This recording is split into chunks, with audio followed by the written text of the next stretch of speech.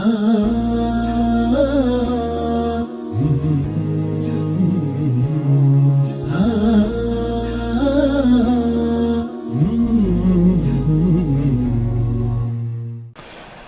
الحمد لله نحمده ونستعينه ونستهديه ونتوب إليه ونعوذ به من شرور أنفسنا ومن سيئات أعمالنا من يهده الله فهو المهتد ومن يضلل فلن تجد له وليا مرشدا وأشهد أن لا إله إلا الله وحده لا شريك له وأشهد أن محمدا عبده ورسوله اللهم صل وسلم وبارك على نبينا وقدوتنا محمد وعلى آله وأصحابه أجمعين أما بعد يا أيها الذين آمنوا اتقوا الله حق تقاته ولا تموتن إلا وأنتم مسلمون.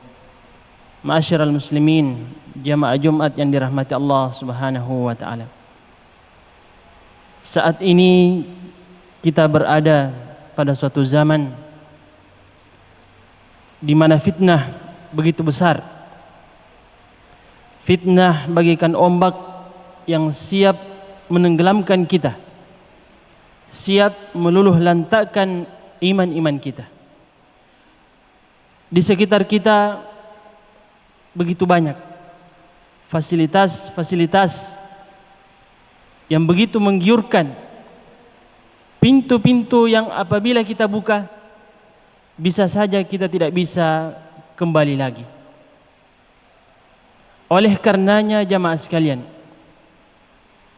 sebagai seorang muslim harus menyadari kondisi yang sangat berbahaya ini, yang Nabi pernah katakan bahwa pada suatu saat nanti akan ada suatu zaman di mana fitnah saat itu kaqita'il lailil mudlim, seperti gelapnya malam.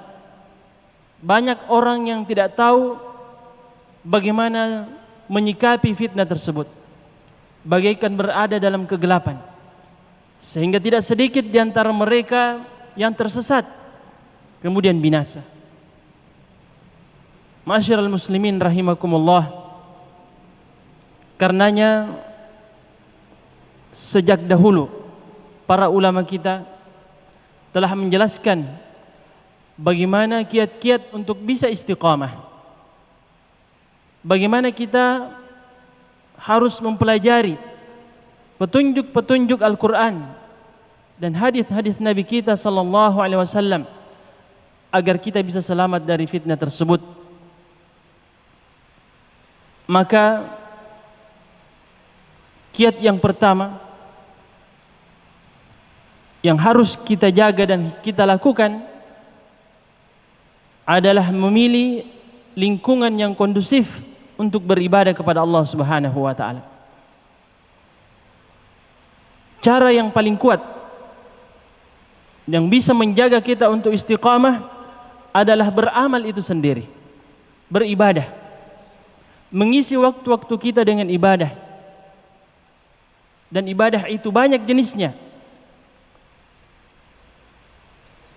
Allah Subhanahu wa taala menjelaskan tentang Bani Israel, umat yang paling pembangkang.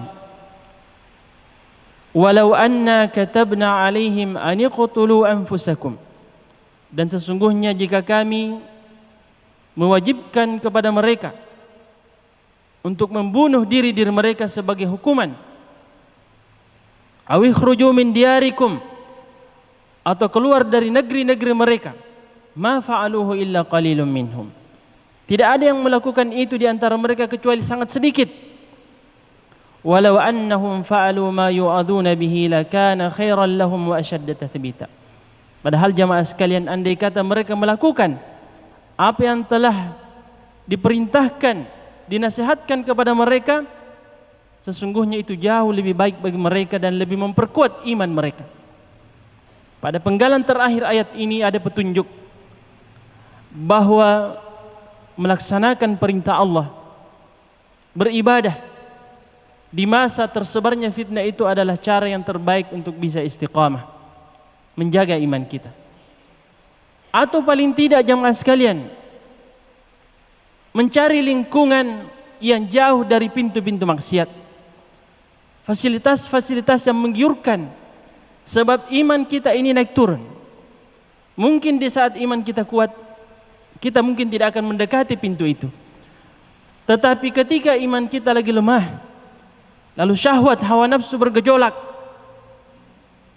kesempatan ada, maka pintu itu pun akan kita buka.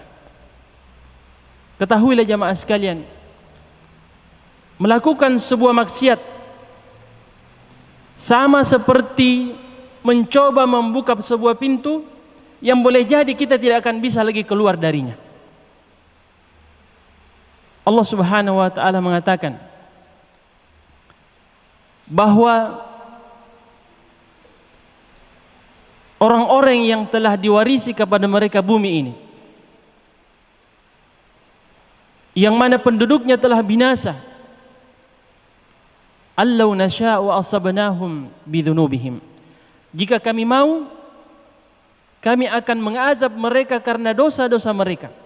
Wa natba'u ala qulubihim, lalu kami kunci mati hatinya. Wahum la yasma'un, fahum la yasma'un, lantas mereka tidak akan mau mendengar lagi. Karena Allah Subhanahu wa taala mengunci hatinya. Karenanya ulama kita mengatakan, andai kata tidak ada sesuatu yang harus kita takutkan di dalam melakukan maksiat kecuali dua hal ini, maka ini sudah cukup, yaitu terkuncinya hati kita karena dosa dan maksiat tersebut, dan yang kedua adalah kematian yang tiba-tiba.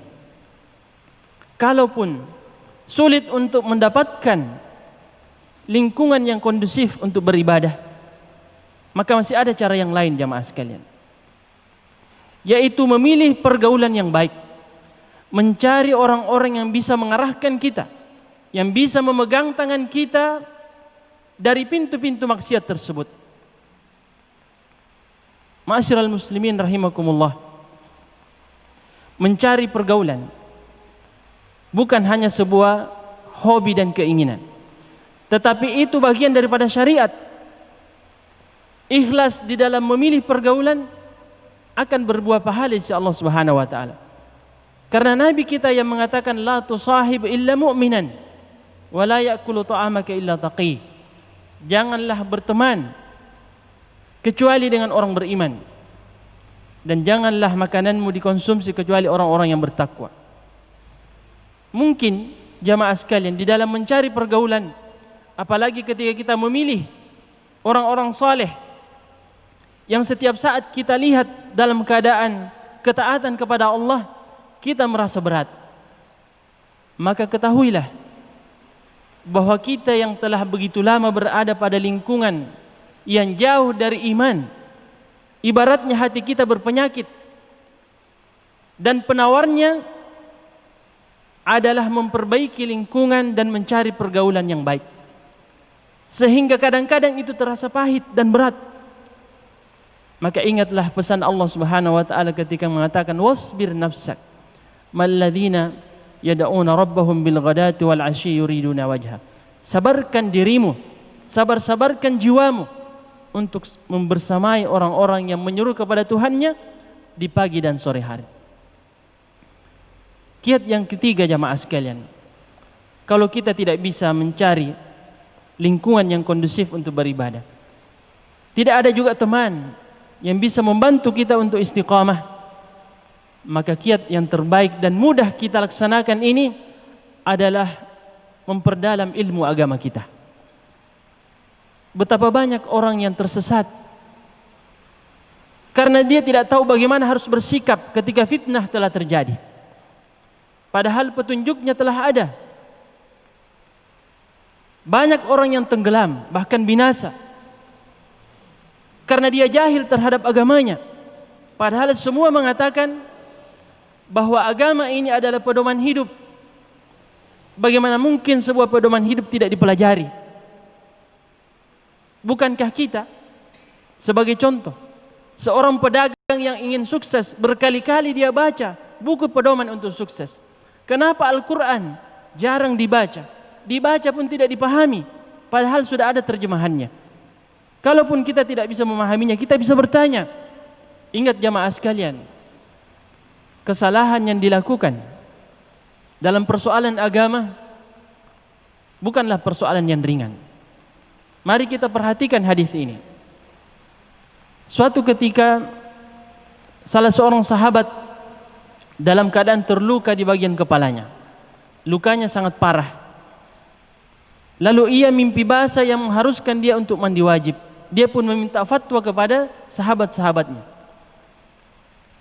Ketika itu mereka dalam keadaan musafir. Lantas sahabat-sahabatnya mengatakan bahwa tidak ada jalan baginya kecuali harus mandi apabila ada air. Padahal mungkin sahabat ini berharap ada keringanan untuk bertayamum.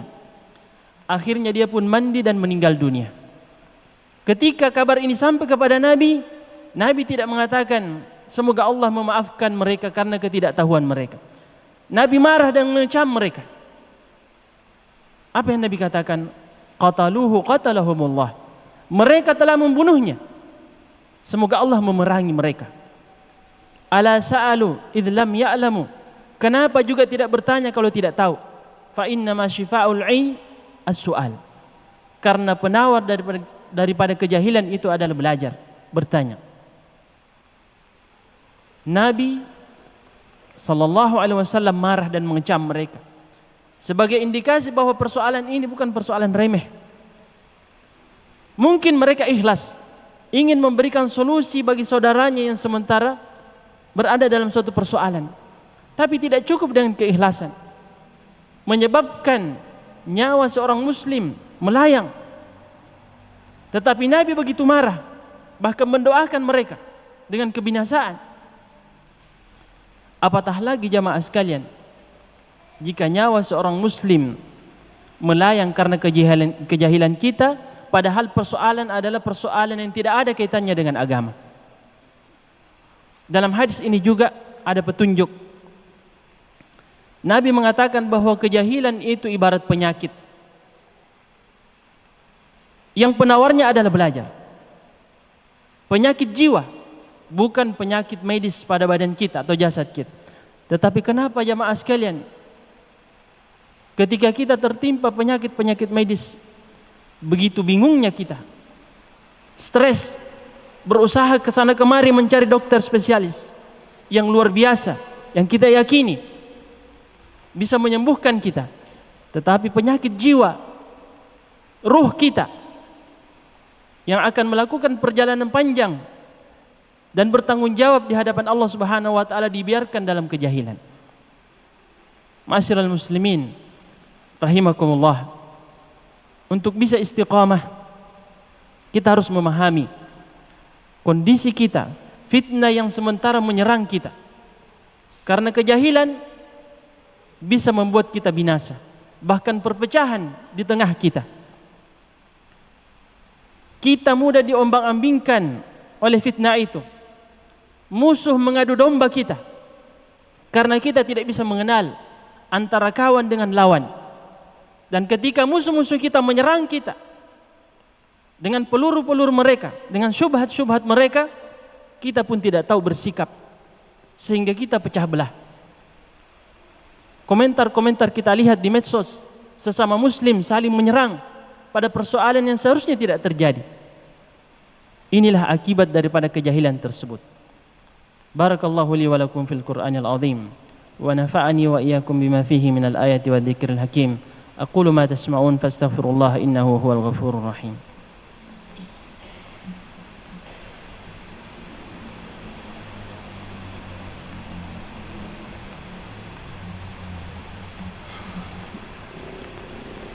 Alhamdulillahi rabbil alamin wal 'aqibatu lil muttaqin wala 'udwana illa 'alal zalimin.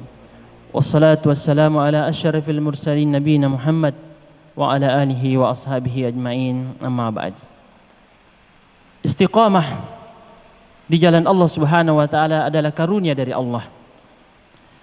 Betapapun besar usaha seseorang, jika bukan karena taufik dari Allah Subhanahu wa taala, dia tidak akan pernah bisa istiqamah.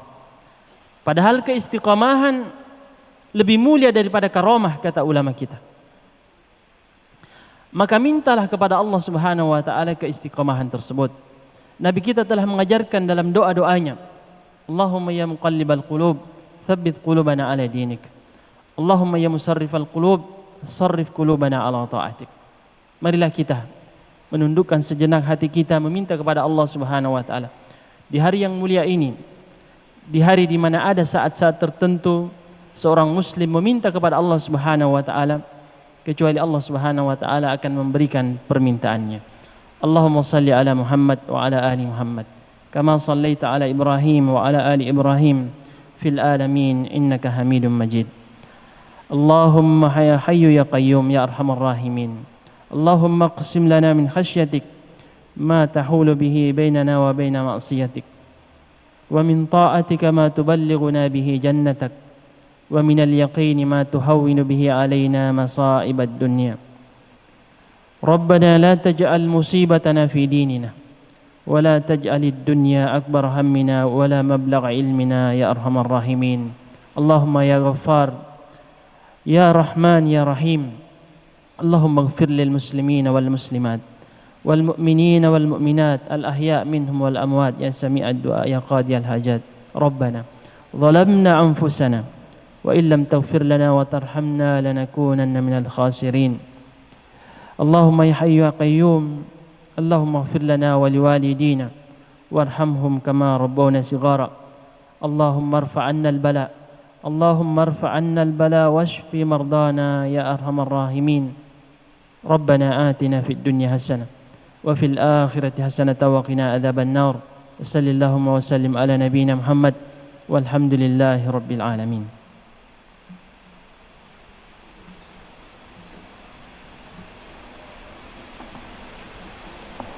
Dukung peningkatan kualitas layanan Stiba TV dengan berdonasi ke nomor rekening 7171713069 atas nama Media Stiba Makassar.